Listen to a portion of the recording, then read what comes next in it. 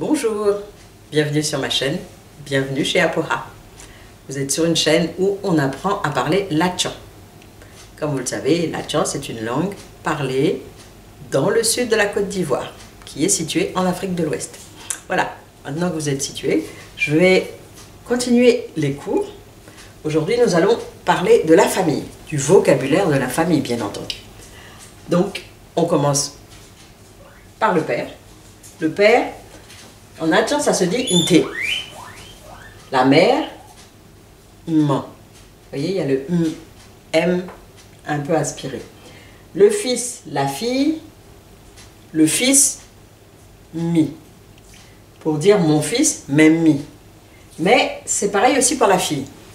Donc, en fait, ça veut dire mon enfant. Même mi, ça veut dire mon enfant. Au pluriel, c'est mes mions, mes enfants. Voilà. Le frère, on le dit on sein. La sœur, on dit on mia.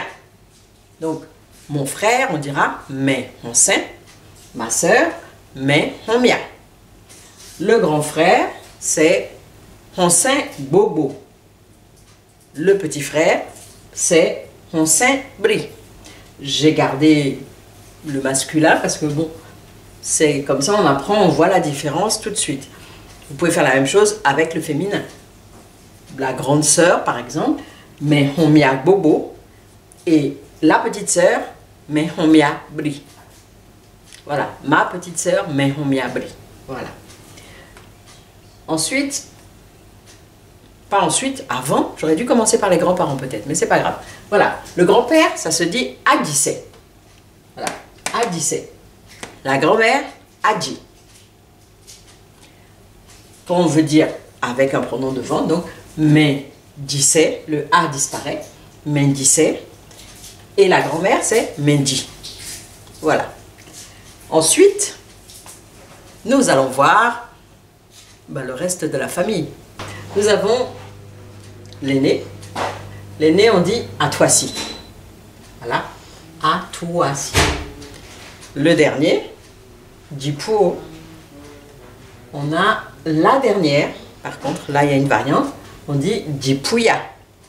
Donc le dernier c'est Dipouo et la dernière Dipouya. Ensuite, on va aller voir les petits-enfants, ils sont juste à côté. Donc le petit-fils, ça se dit Ndimi.